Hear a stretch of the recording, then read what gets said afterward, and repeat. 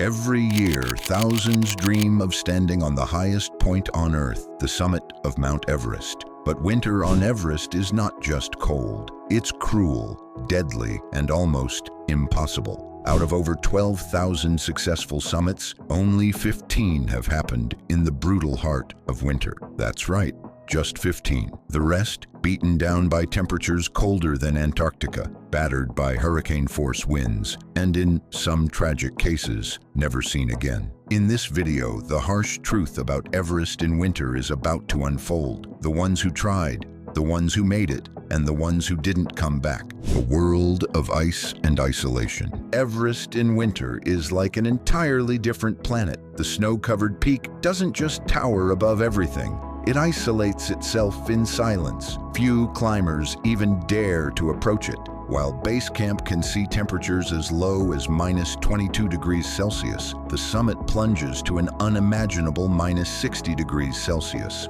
The cold isn't just cold, it's a force. It saps energy, stops muscles, and invites frostbite within minutes. But cold is only half the story. Winter winds on Everest regularly exceed 140 kilometers per hour, stronger than most hurricanes. The mountain sits directly in the path of the jet stream, a high-speed wind current that tears through climbers and gear alike. Tents rip, balance is lost. The wind doesn't just threaten, it decides. And the air? It's thinner in winter. Climbing becomes a slow-motion crawl. Every step burns more energy.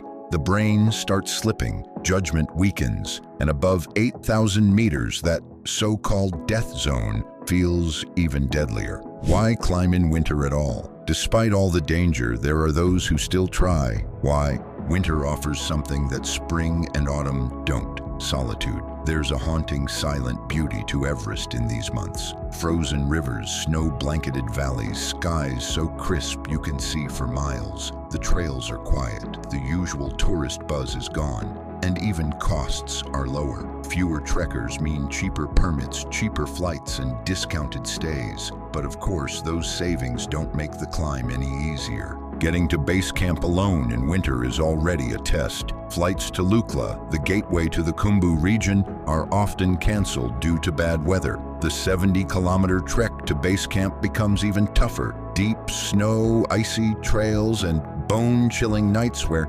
temperatures drop below freezing. Even lodging becomes limited.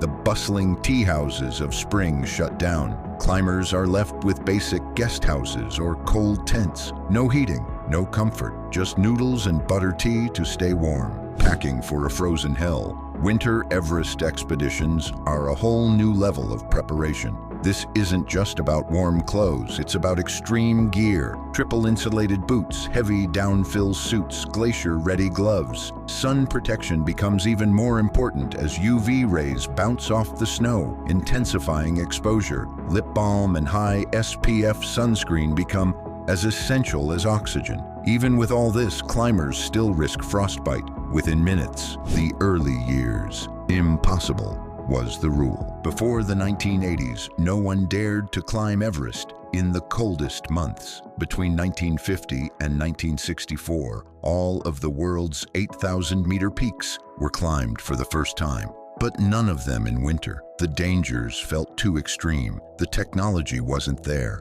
The weather was simply uncooperative. That perception began to shift thanks to a determined group of climbers from Poland. These were mountaineers who had grown up in harsh environments and trained in cold conditions. They didn't just chase summits, they chased winter summits. Polish grit.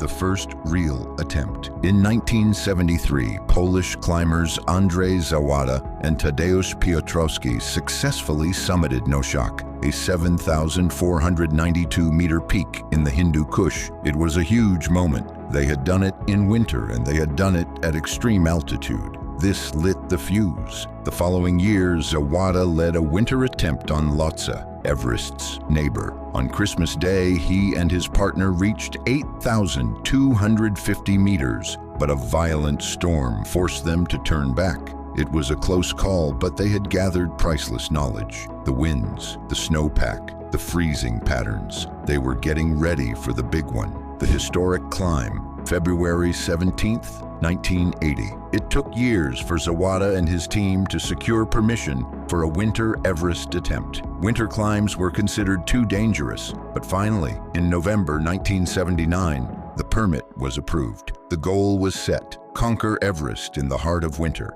The team was massive: 20 Polish climbers, 6 high-altitude porters, and 1 experienced Sherpa, Pemba Norbu. They arrived at base camp on January 5th, 1980, and the mountain immediately showed its teeth. Winds from the north tore through the camp. Temperatures stayed between -25 degrees Celsius and -45 degrees Celsius. Tents were constantly ripped apart. Climbing was slow and exhausting, with progress measured in meters. Even setting up lower camps took immense effort. The team had to melt ice for drinking water. Illness and fatigue set in early. By February, Camp 3 was in shambles. Camp 4, set at 7,960 meters, took days to establish. Each attempt to push forward was met with howling winds, reaching 200 kilometers per hour. The team had to keep retreating. Then the wind stopped, but heavy snow began to fall. Time was running out. The Nepalese government issued a deadline: end the climb by February 15th. Luckily, Polish diplomats negotiated a 2-day extension. On February 16th, the skies cleared. This was it, the final window. 2 climbers, Leszek Cici and Krzysztof Wielki, made the push. On February 17th at 2:30 p.m., they stood on the summit, the first humans to ever conquer Everest in winter. They planted the Polish and Nepalese flags and stayed at the top for 40 minutes, enduring cold that felt otherworldly. The descent was just as treacherous, but by the time they reached lower camps, the mission was complete. History had been made. The controversy that followed: not everyone celebrated right away. Reinhold Messner, a mountaineering legend, criticized the Polish climb. According to new definitions from Nepalese officials, winter officially started December 1st and ended January 31st. Since the Polish climbers summited on February 17th, Messner claimed it didn't count as a true winter ascent. The debate dragged on for 2 years, but eventually the Nepalese government issued a certificate confirming the Polish team had achieved the first winter ascent. Even Elizabeth Hawley, a respected chronicler of Himalayan climbs, backed their success. Other attempts, other fates. The Polish success opened the gates, just barely. In 1982, Japanese climber Yasuo Kato reached the summit via the normal route. It was a solo effort. Sadly, he didn't make it back. He died during his descent. The following year, a Japanese-Nepali team summited in winter. They survived. In 1987, South Korean climber Young-ho Hyo and Angrita Sherpa reached the top. Angrita became the first and only person to summit Everest in winter without bottled oxygen, a feat so astonishing it has never been repeated. More teams tried in the early 1990s. The last successful winter ascent happened in 1993, when a Japanese team climbed Everest via the extremely difficult southwest face. Since then, nothing. Just 15 total winter summits in Everest's entire history, the ones who didn't make it. Over 29 expeditions have tried and failed to summit Everest in winter. The reasons are many: storms, frostbite, lack of oxygen, and sheer exhaustion. Some ran out of time. Others ran out of strength. 7 climbers have died trying, including some of the most experienced mountaineers in the world. Yasuo Kato,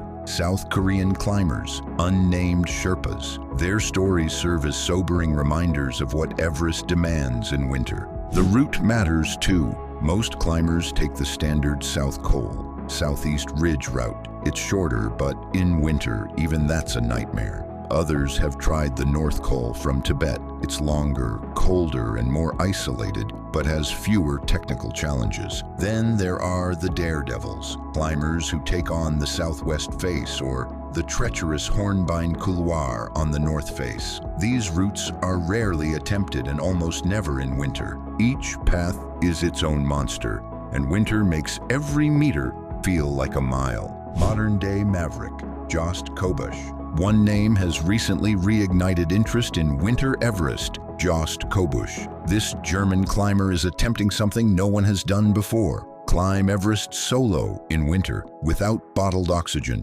and using one of the most difficult paths, the Lola West Ridge route. This route has a dark history. First tried in winter 1980 to 81 by a British team, they turned back at 7,300 meters. In the 80s, French, Italian, Belgian, and South Korean teams attempted the same path, only to be shut down by fierce winds and illnesses. Kobusch's first serious attempt came in winter, 2019 to 2020.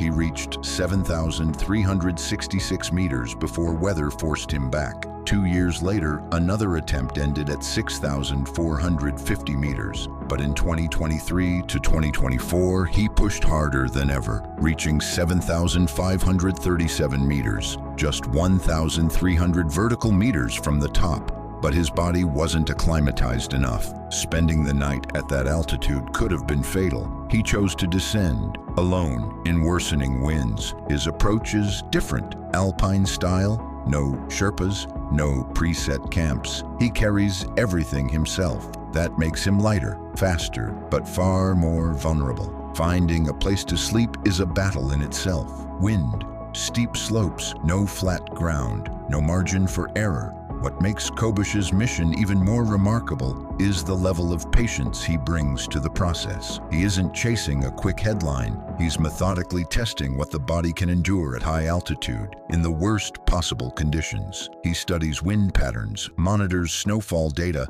and refines his equipment strategy with each return. Unlike traditional Everest expeditions with large support teams, Kobusch is rewriting the playbook by embracing minimalism. He's also drawing attention from the wider mountaineering world, many of whom view his efforts as a masterclass in long-term preparation. And while he hasn't reached the top yet, each attempt is expanding what's known about Everest's West Ridge in winter. But Kobusch isn't done. He treats Everest like a long-term project, one step closer each year. His recent attempt is the closest anyone has ever come to summiting Everest in winter using the Lola route. And if anyone can do it, it might just be him. Everest in winter is still one of the hardest challenges in mountaineering. Only 5 expeditions have ever succeeded. 15 total summits, 1 without oxygen, over 29 failed attempts, 7 deaths. It's not just a mountain, it's a test of everything: